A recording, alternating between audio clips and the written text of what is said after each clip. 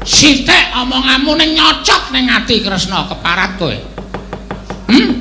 Ing sekawit kowe kuwi wong tuwa, aku ya wong tuwa. Wajibe perkara iki dirembuk kanthi becik-becik, dirembuk kanthi apik. Kanthi rembug bedamen supaya aja nganti dadi regejegan, aja nganti dadi panca bakah. Ning bareng kowe ngunekke to Pendhita Durna ki Pendhita ndok bosok. Oh, lah kok lara ning ati. Kula nuwun sewu. Menawi sampun mampang-mampang kados mekaten menika siripun kados pundi kula nantun nderek. Kula kantun nderek mumpung sak mangke Setyaki mboten nderek sowan. Anane Ming Kresna karo Durna. Panjenengan kersanipun pripun? Nek sampeyan mengkene bengok-bengok nganti keselon krungu Setyaki nek ana pendhita dilarak Setyaki kula ora tanggung jawab lho. Napa wonten wonge? Wonten. Teng pundi? Wonten Jawi. Namung Setyaki sawetawis kula dawuh sepados ndelik. Ana tenan wae. Panjenengan mboten pitados, ora ana alame kok Kresna kok ora ditutke Setyaki iki ora ana alame. Sampeyan kok ngatur iki mawon. Sampeyan gelem kula boyong apa ora? Nyuwun agung. Mugi ngayomana marang Praja Ngamarta sak isinipun. Nun mangke Koko Prabu dereng sawetawis dangu rawuh paduka Kanjeng Koko Prabu jimat semban kula. Koko Prabu pengayoman kula Durawati. Sarawuh paduka kula ngaturaken pasegan wana krami kunjuk sandhapada paduka Kanjeng Koko Prabu. Koko Prabu Ndoraka semban kula. Koko Prabu Sri Bathara Kresna. Ya jagat mangestu ngono wayah Bathara jagat. Nggih, Yayi. Sakalangkung bombong raos sing manahipun ing Ngraka Indrawati, dupi kula tampi timbalanipun paduka Yayi Prabu Ngamarta. Asung maskanipun Yayi Prabu sampun kula tampi akarya bombong raos sing manah. Namung kosok wangsipun kepareng kula ngaturaken pudya pangastawanipun ing Ngraka kunjuk ngersa paduka Yayi Prabu. Kadang kula ing Ngamarta Yayi Prabu Darma Kusuma. Kula pun disundaka panglingga murda. Ampawakono kabagyaning gesang kula Koko Prabu boten langkung kaskecakno anggen jengan dika lenggah kaicalna Durgama sangga runggi lenggah paduka Kanjeng Koko Prabu wonten ing Datulaya Praja Ngamarta. Koko Prabu Ndorowati kawula nok-nok nggih Yayi sampun boten kirang-kirang ugi piswanipun ing Ngraka Paring Ndorowati titi kelenggan sak mangke menika Yayi Prabu Ngamarta. Wah,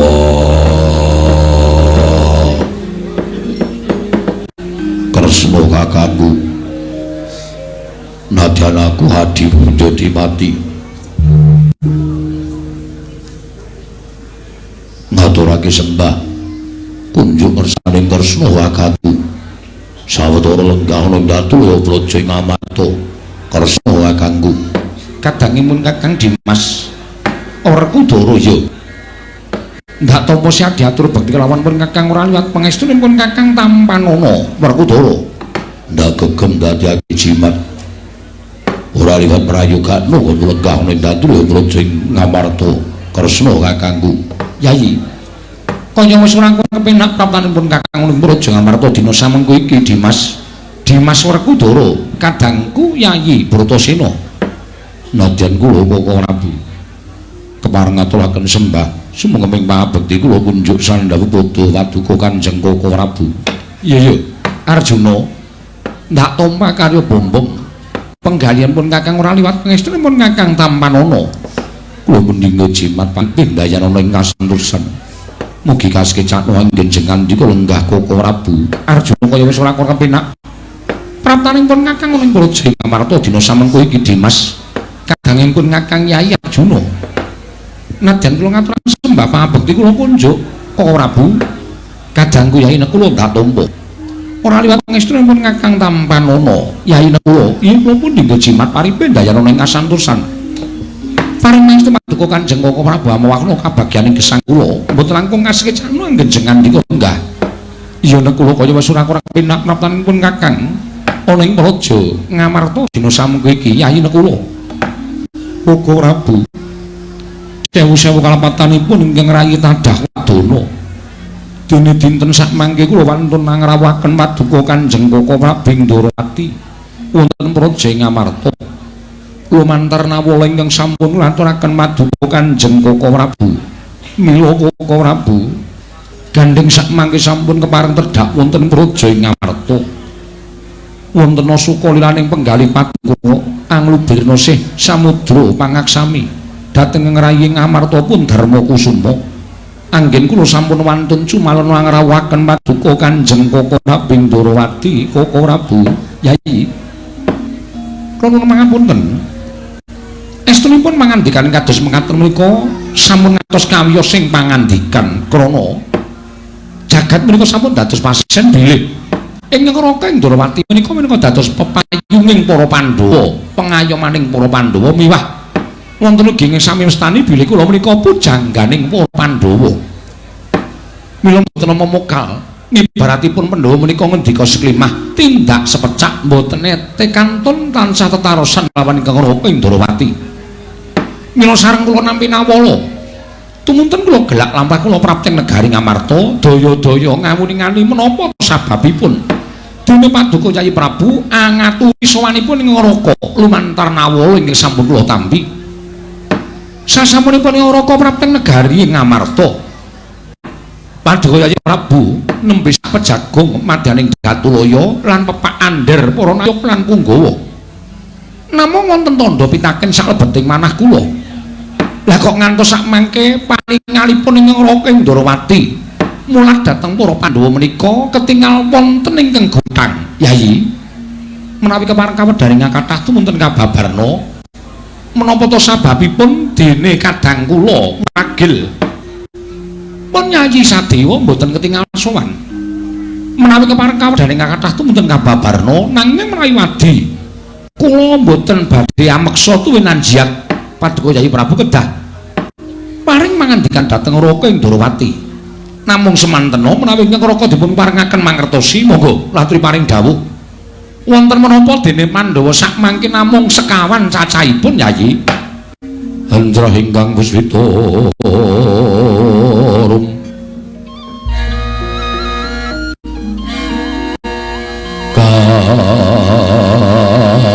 kasiring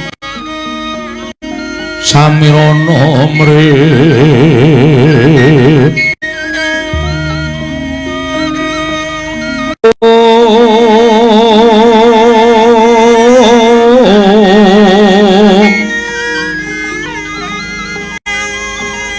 sekar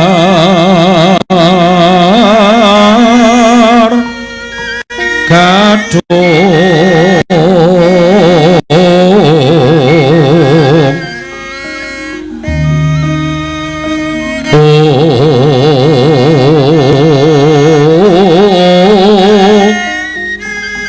ngas gandanya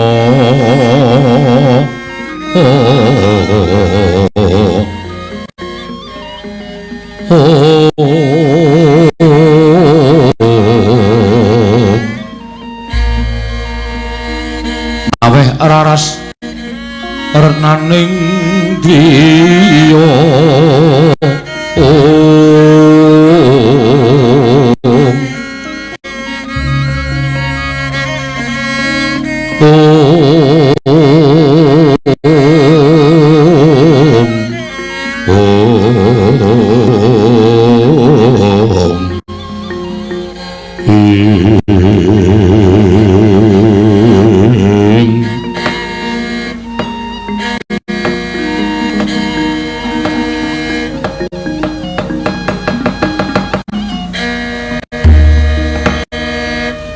Prabu jimat semban kula menawi sak mangke kapitang menika kalpatan kula badhe kula dodol nanging imo semanten kula badhe anjlentrehaken menggah menapa to sababipun dene kadang kula pun Yayi Sadewa sawetawis nilar dhateng kasatriyan bumi Rotawu malah boten sowan wonten negari Ngamarta Yayi syukur menawi ingkang Raka dipun keparengaken ngawuning-ani menapa to sababipun dene kadang kula Yayi Sadewa mboten pareng wonten negari Ngamarta ing satunggiling wanci ingkang rayi ing Ngamarta nglempakaken sangganing para kadang jangkep inggih menika pun kadang kula Werkudara Janaka miwah kembar suraosipun pirembagan namung muhung anggen kula munjuk atur utawi kula paring pangandikan dhateng kadang kula sekawan cacahipun ing estunipun ingkang rayi menika boten pantes minangka dados tetuangganing para Pandhawa ing nyatanipun ingkang rayi menika boten trep menawi katanding tuwin katraju dhateng katrimaning gesang kadang kula kekalih inggih menika pun Werkudara tuwin Arjuna nanging gandeng jumenengipun Puntadewa menika minangka dados pambayuning Pandhawa mila kados menapa kawontenanipun kula kedah saged tuwin kula kedah wantun dipun dapuk minangka dados tetuangganing para Pandhawa Kaka Prabu jumeneng wonten negari Ngamarta inggih Yayi lerking pirembagan sakmangke dumugi wonten anggenipun sampun sami nampi kanugrahan kamulyan derajat pangkat tuwin kawibawan Pandhawa mboten kekirangan wimbuh sakmangke Pandhawa gangsal jangkep sampun kedugian nampi wahyu minangka dados kekuwataning lair batosipun para Pandhawa Kaka Prabu prisa piyambak selaminipun gesang ingkang rayipun Puntadewa menika sampun kedunungan wahyu inggih menika pun wahyu dharma duk nalika wonten kraman wonten negari Ngamarta satunggiling brahmana yaksa Kaka Prabu tamtu kemutan inggih Yayi wahyu dharma ingkang sampun mapan wonten ngganipun Nyai Prabu Darma Kusuma wondene kadang pun Werkudara menika manah langkung katrimah gesangipun krana piyambakipun sampun saged amanggihaken ngelmu kasampurnan sangkan paraning dumadi sastra cetha paripurning wangsit ingkang inisik dening Sang Ruci Bathara mapan wonten satengahing samudra jernyatanipun titah ingkang gumelar wonten ing jagat menika awis-awis ingkang saged pinanggih kelawan ingkang nyipta sarta saged pinanggih ingkang maha kawasa kejawi amung kadang kula pun Werkudara sakmenika kadang kula Arjuna sampun marambah makaping-kaping pikantuk ayu bebasan sampun boten saged kawicaring driji wahyu menapa kemawon tinampi dening kadang kula pun Arjuna dene ingkang pungkasen Arjuna nampi wahyu lelananging jagat lan curing bawana inggih menika ing winastan wahyu Purbaningrat Kaka Prabu gumarenggeng pirembagan antawisipun kula lan para kadang satemah dumugi wonten kadang kula Sedewa piranganipun Pandhawa ingkang dereng kedunungan wahyu menika namung kadang kula kembar mongko antawisipun aku lan Sedewa menika kalih-kalih ngatunggal bebasan raga loro nyawa setunggal nanging sakmangke kula mboten wantun nyendhu dhateng menapa ingkang pirampan dening kadang kula kembar nanging dumadakan rayi paduka ing Jodipati tumunten paring dawuh kelawan kadang kula pun kembar ingkang sakmangke mbok menawi dados sarana anggenipun kadang kula pun Sadewa minglasake negari Ngamarta krana cinacaking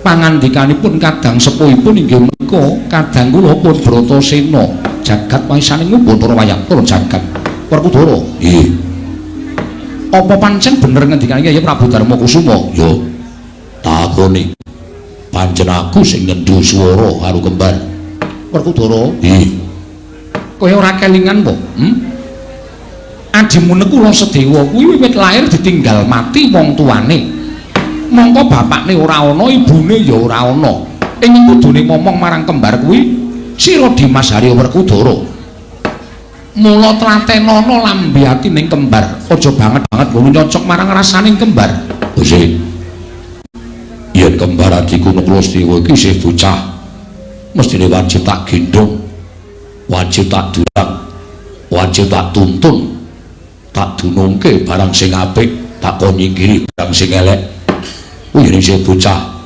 nanging kembar wis dewasa kembar wis tumangkar pikire wis iso ngrumbahake asta jangkahake sikil wis ora wancine dimong meneh carane manuk dimen mabur sesaba golek pangan dhewe itu mrap Werkudara Mula carane Werkudara ngajari karo adi-adine ya kaya ngono kuwi tak cocok rasane ning niatku ora entuk larani atine karo Nekula Sedewa babar pisan ora ming kinarya pamecut supaya tumangkar budine supaya enggal budidaya gayuh kanugrahan merga ya mung kari Nekula Sedewa sing durung tau entuk kanugrahan mula bareng aku matur ngersaning barep kakangku lereke aku matur marang barep nanging sejatine aku nyenggol karo kahanane Nekula Sedewa sajahe Sedewa ora dadi karepe mulai nganti dina iki wis ana sak condra lunga saka kasatyan Bumira Tawu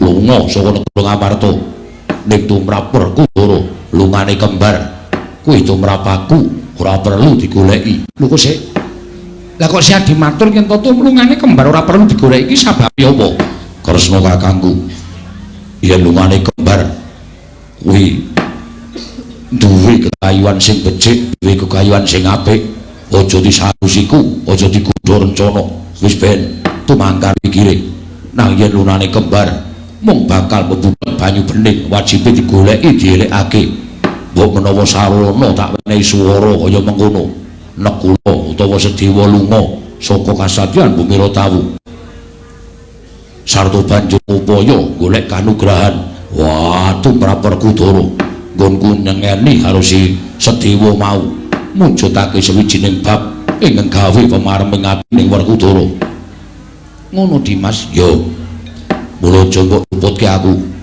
pancen niat tak suarani supaya ndang tumangkar pikire sebab tumrap aku wong sing nampa pangendikaning wong liya munukani pitung ingkang ganep mesti bakal dadi pamecut nang yen kembar nampa apa sing tak ucapake dienggo lara ati dienggo nelongso wekasan petungane kadang tuwa ora tresna karo kadang taruna wah tegese bocah kuwi urung iso mikir tegese bocah kuwi bundel pikirane disuarani wong gerang ora dipetung ora dinalar ming dipangan wutuh kanthi cara mengkono tekan sok tuwek Nekula Sedewa ora bakal tumangkar pikire gayuh kanugrahan bener Yayi yo saka pangandikaning Si Adi mengkono mau atur Si Adi tumrapun Kakang pun Kakang mathuk lan gathuk nanging mbok yo sesa-sesa tegese sesa-sesa piye mulat karo kananing si kembar mulat karo watekaning si kembar watekaning kembar adimu kuwi kepiye yen pancen ora kuat disuarani kanthi suaraning Si Adi ya aja mbok suarani kanggo tembung sing kasar nanging kandhanono kanthi alus-alus kanthi becik-becik Kresna kakangku Werkudara piye kudune ora usah dadi suarani Nekula Sedewa wis mulat karo kahanane kadang-kadange lho mulat karo kahanan kadang-kadange piye Werkudara tau tadi golek wahyu Janaka pirang-pirang wahyu dunungan ana ing awake Janaka yen kembar kuwi dadi adikku mesti nonton karo kahanane kardange tuwa Kakang Mas Werkudara golek wahyu Kang Mas Janaka golek wahyu kok aku mung meneng bae ning kasatriyan ora budidaya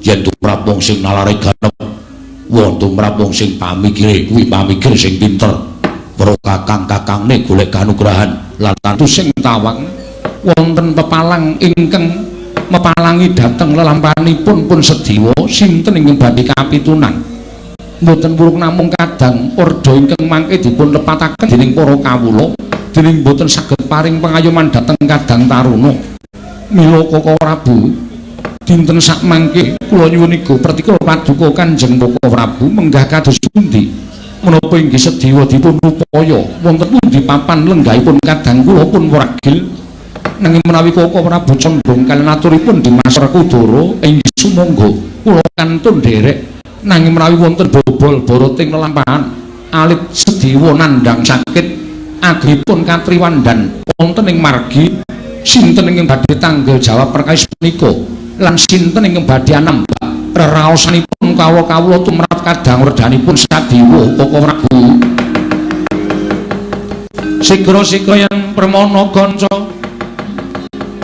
sigra raket nawang sesangka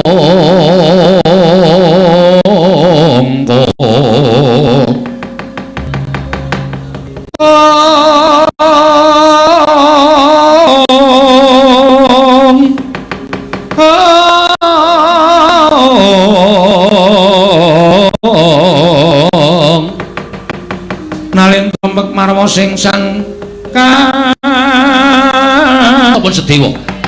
Oh, kula aturi bloko suta kemawon, Ger. Kula aturi bloko suta blakotang terus terang. Menawi panjenengan boten purun sowan dhateng Garing Astina, menika malah langkung prayogi tinimbangane mubeng minger rembuke ora karu-karuan. Lho nuwun sewu. Sing mubeng minger rembuke menika sinten kula tak nyuwun prisa. Sing mubeng minger rembuke menika sinten? Kula menika matur menapa wontenipun supados sedaya menika padhang. Ngamarta ya padhang, Ngastina ya katon trontong-trontong pepadhange. Namung kula matur panjenengan kula aturi madosi kadang kula Yayi Sedewa, nek panjenengan saged madosi, tumunten saged ngendikaken wonten pundi lenggahipun kadang kula Sedewa, kula budal penemban, kula budal. Lho ra penak to. Lha nuwun sewu. Kaya ngene kok dienggo angel menika sing angel wonten pundi? Kula sing angel. Kula sing kesulitan. Angel babagan menapa? Ngupadi wonten pundi dunungipun anak kula Sedewa. Lho, ngendikanipun kala wau ngertos. Ngendikanipun panjenengan menika pendhita lantip panggraitane, ngendikanipun panjenengan menika pandhita ingkang wasis wasiteng ngesti. Lah nek pancen pendhita wasis tenan, mung kari paring dawuh. Mung kari paring dawuh Yai Prabu utawi anak Prabu Sedewa sakmenika mapan wonten ing mriki. Lah gandeng panjenengan boten saged paring dawuh, lah nggih nyuwun pangapunten kula boten badhe bidhal wonten Garing Astina. Malah kula saged mestani panjenengan menika kula nuwun sewu lho. Jebul sing putih menika namung serban kalian ketunipun ning penggalih panjenengan menika lorek. Nuwun sewu. Saged mestani pendhita ndok bosok jabane putih, katone suci, katone pinter ning jerone mambu kula nuwun sewu. Wes panjenengan menika ngendika menapa, Nger?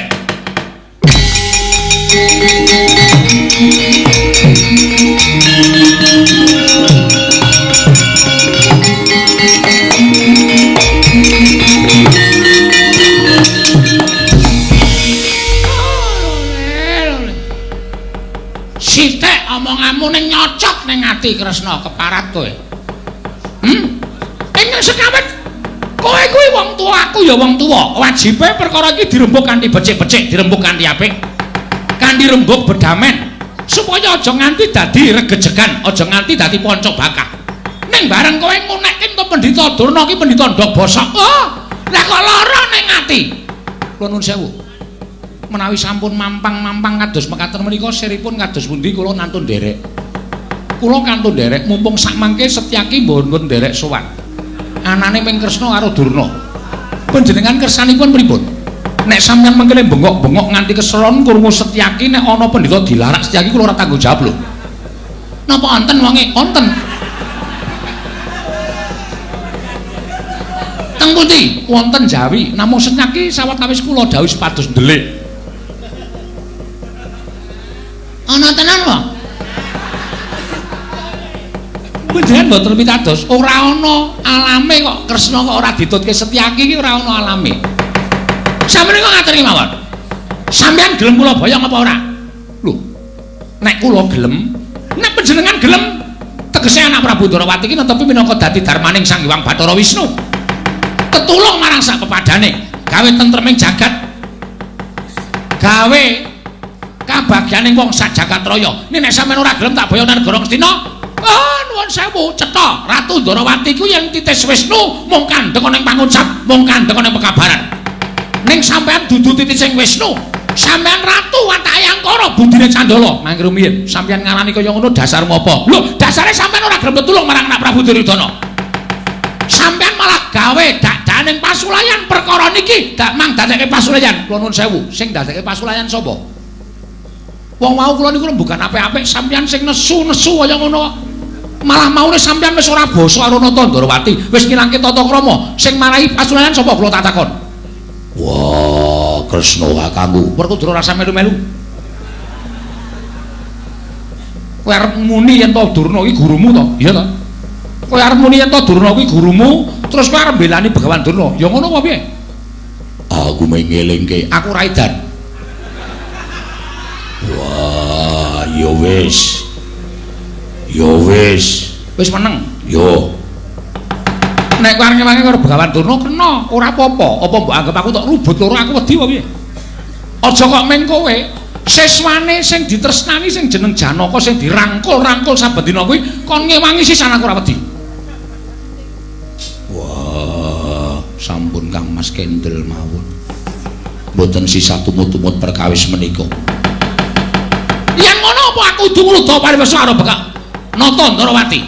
Lho menawi panjenengan badhe ngruda paripeksa kaliyan Nata Ndarawati kula semanggaken kula mboten menapa-menapa.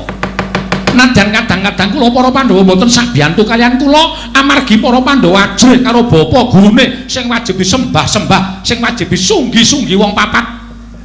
Oh, atos iki. Atos iki. Disunggi-sunggi kok wong papat pajake bandosa ya. Ha. Ah, menawi mboten purun titenono karuda paripeksa. Mboten wonten mriki papanipun tiyang paben mboten sae wonten Jawi ben ban. Monggo.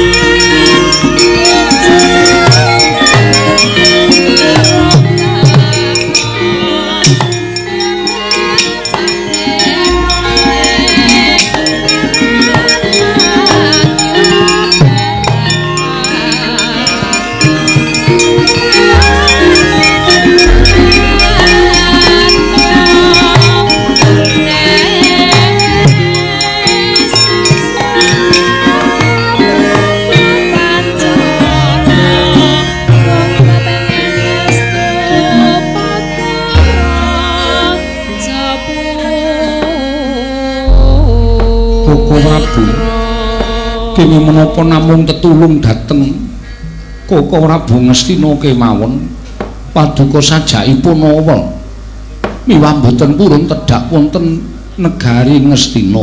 Nuwun sewu Yayi. Menapa Yayi Prabu pitados kaliyan menapa dipun ngendikaken Begawan Durna kula wau? Inggih. Krana panjenenganipun menika pandhita tur sampun yuswanipun sampun sepuh. Tertentu kemawon boten badhe paring pangandikan ingkang lerekipun boten wonten nyatanipun. Kula nuwun sewu. Menawi tiyang sanes tertentu mekaten ning yen wong Ngastina saya tuwa menika saya akeh legara. Mekaten inggih sampun to pitados kaliyan kula. Jalan kula nuwun sewu wiwit mudanipun sampun minelek dhateng ilmu ingkang boten nyata. Wekasan menapa dipun ngendikaken Bapak Durna menika tumrap kula namung kinarya abang-abang lambe. Tegesipun mboten wonten nyatanipun menika namung kinarya pawadan kemawon. Sumados ing Raka Ndarawati sowan dhateng negari Ngastina, tumunten sasampunipun kula sowan wonten negari Ngastina badhe dipun jangka pejahipun ingkang Raka. Krana wiwit rumiyin dumugi sak mangke menika Kurawa lan sedaya punggawanipun menika sampun ngertos yen kekuataning Pandhawa menika dumunung ana ing pujangganing Pandhawa inggih menika Nata Ndarawati. Nek Pandhawa ora sinanding karo Prabu Kresna, tiyang ingkang badhe damel cintrakanipun para Pandhawa menika bebasan angel mijet wae nganti suwe banyu sinaring. Mila kula menika awis-awis sowan dhateng negari Ngastina awit bebasanipun kula menika manjing wonten ing kandhang Sima. Koko Prabu mekaten. Mila sakmangke kula nyuwun pangapunten paripaksa kula radi angkembari pangwaosipun Begawan Durna. Inggih. Nanging menawi ngantos sakmangke Begawan Durna bapa menemban nganti para sata Kurawa tuwin ngamuk punggung wonten negari Ngamarta kados pundi? Yayi. Nadyan kula namung betha kadang kula pun Setyaki, nanging menawi kadang kula para Pandhawa mboten purun sakbiyantu. Utamanipun Werkudara Janaka mboten purun sakbiyantu kaliyan ingkang Raka Ndarawati. Miwah Werkudara mboten purun ndhawuhaken anak-anakipun supados bantu dhateng Raka Ndarawati. Kula mboten menapa-menapa. Kula kinten Setyaki sampun saged ngrampungi pakaryan. Wah, aja ngono. Aku bakal bantu Kresna kakangku. Werkudara aja dipeksa lho rasane ya. Aja mbok peksa. Mbok peksa piye? Si Adi kuwi siswaning Begawan Durna. Durna kuwi banget mbok ajeni. Kok kowe arep bantu karo pun Kakang ki apa kowe bakal wani karo gurumu? Wah, mula aku matur aja mbok peksa.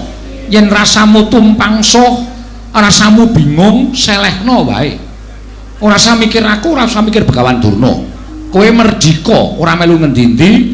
Lemu dadi siswaning Begawan Durna ora kregetan marang kelakuanmu.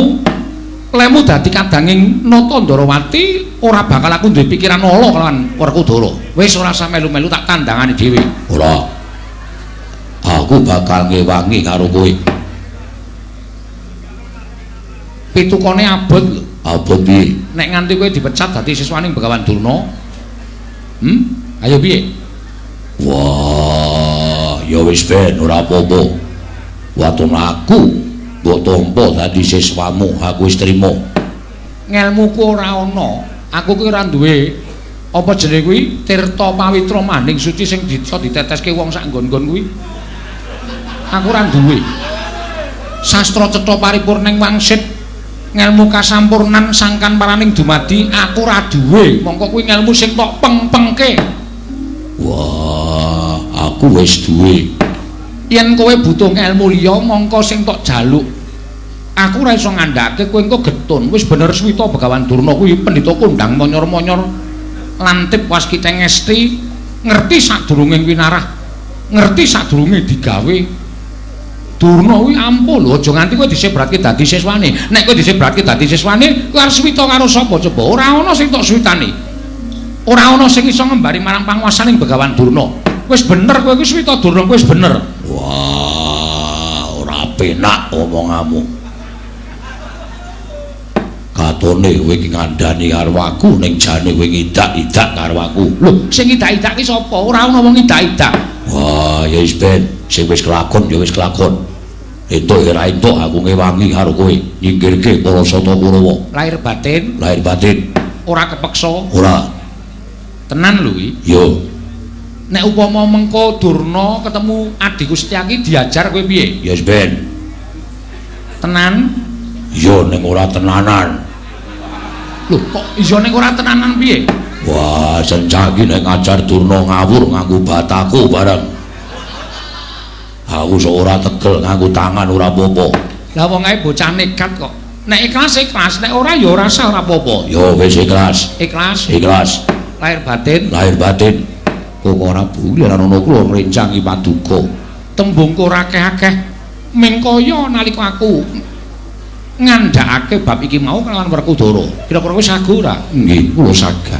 Lahir batin janapa? Lahir batos wae Prabu. Ya to yen pancen kaya mengkono. Pun Kakang wong kari manut. Lajeng kepareng paduka Kanjeng Koko Prabu kados pundi? Yayi. Menawi mangke ngegari Ngamarta menika sampun ketingal padhang. Tuwin sak mangke Bapa Durna lan sak kurawanipun sampun mundur saking negari Ngamarta. Kula nyuwun pamit. Koko Prabu badhe tedhak dhateng pundi? Badhe ngupaya kadang kula pun sedewa.